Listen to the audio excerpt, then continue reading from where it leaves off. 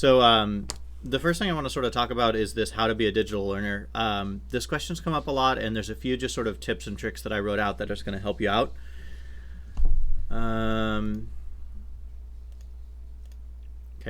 Hopefully it will give you a little bit of advice on how to do things. And I am recording these, and I'm going to be uploading this to YouTube afterwards, so you will be able to view this later if you want to look at these. What I want to talk about is just a few tips and tricks on digital learning. The biggest tip that I have for you guys is to communicate with all of your teachers for all of your classes. Not all of us are as active on Discord. We've all got lives. We've all got stuff going on.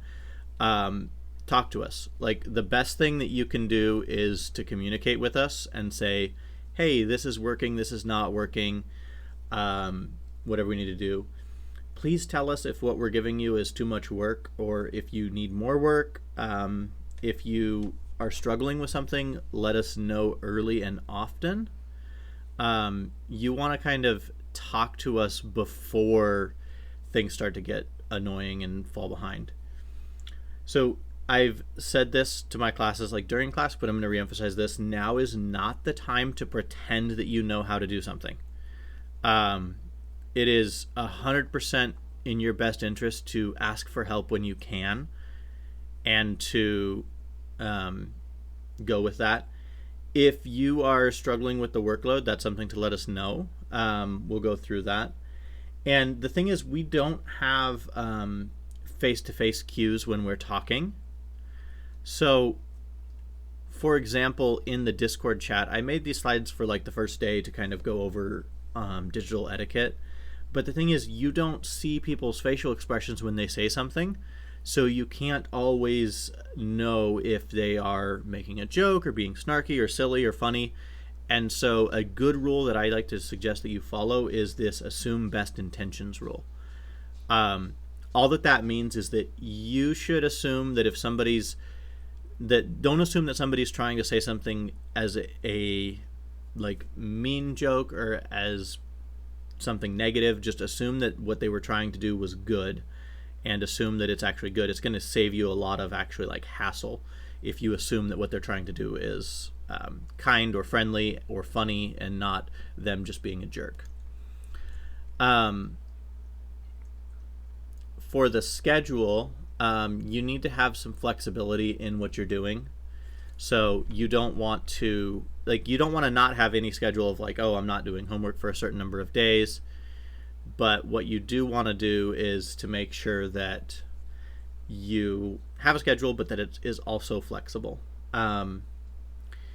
We understand that, life happens, family happens, and you can't get on the computer or use the tablet, or you're sharing a Chromebook, or your internet goes down, or your little sibling needs to go outside, or something or other. I know that's why it's hard for me to get stuff done. One of my suggestions for you guys and for everybody then is to set yourself a daily goal for what you can get done that day. And as long as you are making constant progress, it's something that will help. And don't procrastinate. That is waiting until the last minute to do all of your stuff.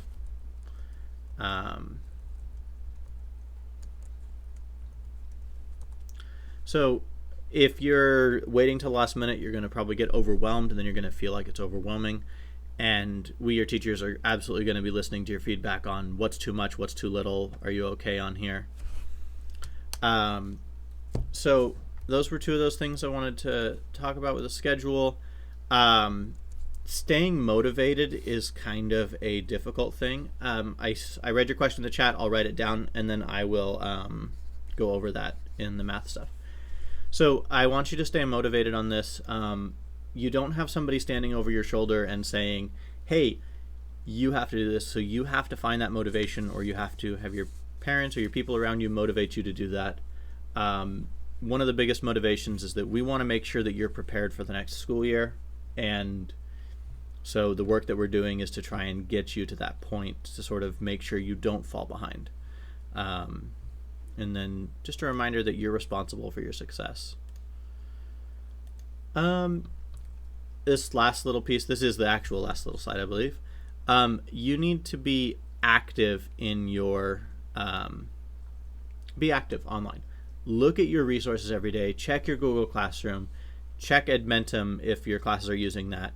You need to check the Discord server. I know that it gets kind of overwhelming with the spam, but I would advise looking for pinned messages or looking for specifically mentions when somebody mentions you in something. And I'll go over a little bit of how to do that. And check your email. And most importantly is to ask questions. Most of you that are on here and are in this chat right now have been very good about asking questions when you have them. So go ahead and do that. And a little reminder, remind your parents to check their email for communications. Not all of everybody's parents check things as much. So it's just kind of a quick piece of advice to make sure that they are actually doing that as well. Real quick, what I wanted to mention is a quick little Discord trick, I guess, that will help you out. So let me get rid of that. Let me turn that back on. So whenever you are in Discord, if you're using a browser, it will look like this. And there's a couple of things you can do as a user. You can look for when you were mentioned. If you go into, I want to say it's this home section up here, there should be a mentioning stuff. There's a way to get mentions. I found it on my phone and then now I can't find it, so that seems really silly. Pinned messages up in the top corner are really your friend. So you can look at videos that were posted or videos that were pinned. So if I've shared stuff there, you can do that. There's the ability to mute channel. In the top corner of Discord here, there is the ability to select mentions. And then you can see when you were last mentioned in your Discord chat. So if I wanted to, I could go in here and then look in the display. I could find where I was mentioned. So I could see that these students were asking me questions. This person was trying to get my attention. I could see the assembly post. And so I can go through this and then find who mentioned me. So like Miss Edgerson asked me, how did I record my video while on Discord? So I wouldn't have seen that if I hadn't been checking the staff room. It's just kind of a cool trick is to go into the mentions and then find out where somebody was trying to get your attention. Because especially if you go into the mess hall, you've got this to go through, and that's just, yeah. Try to not do that. So anyways, that was a little bit on like the digital learning thing. Do I have any questions from you guys on that?